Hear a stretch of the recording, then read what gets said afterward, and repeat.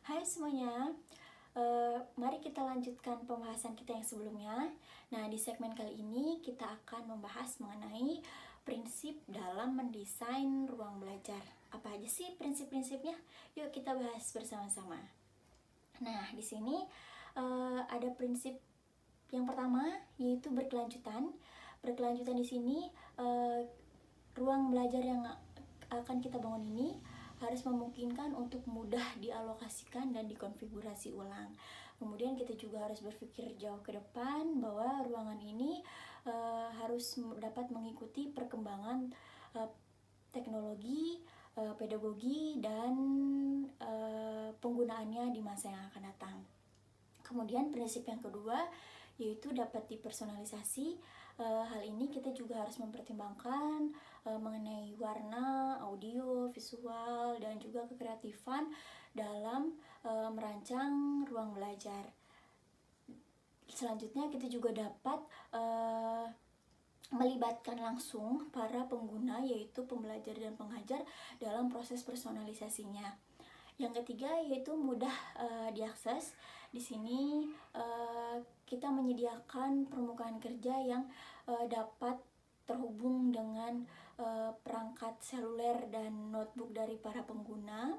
Kemudian kita juga menyediakan sumber daya, layanan, dan juga penyimpanan digital yang secara online.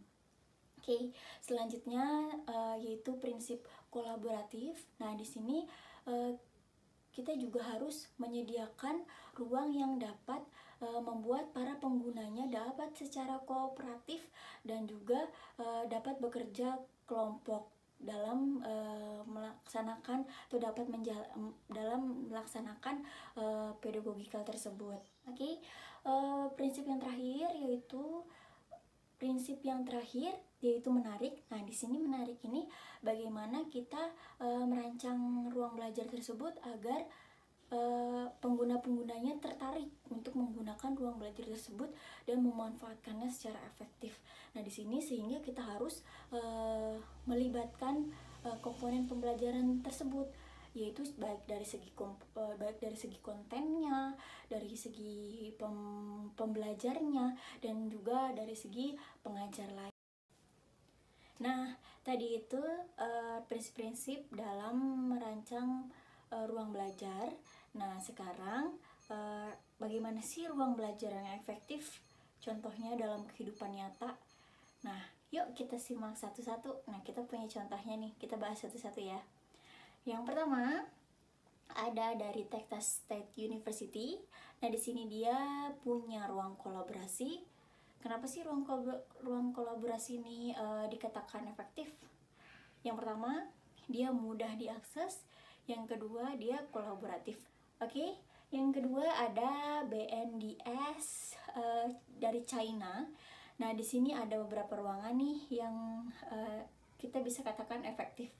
Nah, yang pertama ada ruang belajar bersama. Yang kedua ada ruang perpustakaan. Dan yang ketiga ada ruang produktif. Nah, kenapa dia dikatakan efektif? Oke, yang pertama karena dia menarik, kemudian dapat dipersonalisasi, kemudian dia juga kolaboratif. Nah, contoh yang ketiga, ini kita dari Karolinski Institute. Di sini ada salah satu bangunan yang super modern dari Future Learning Environment yang ada di Swedia. Nah, di sini kenapa dia efektif? Yang pertama menarik, sangat jelas ya. Dilihat dari tampilannya begitu menarik, bukan seperti ruang belajar. Kemudian di sini juga kolaboratif. Di sini memungkinkan para penggunanya untuk saling berkolaborasi. Oke, yang terakhir, contoh yang terakhir kita ada The 101 VR Classroom. Di sini ada kenapa sih ruangan ini dibilang efektif? Yang pertama, dia itu berkelanjutan. Yang kedua, dapat dipersonalisasi. Yang ketiga, mudah diakses. Dan yang terakhir, menarik. Mungkin kita cukupkan dulu untuk pembahasan segmen kali ini. Nanti kita lanjutkan di pembahasan selanjutnya di segmen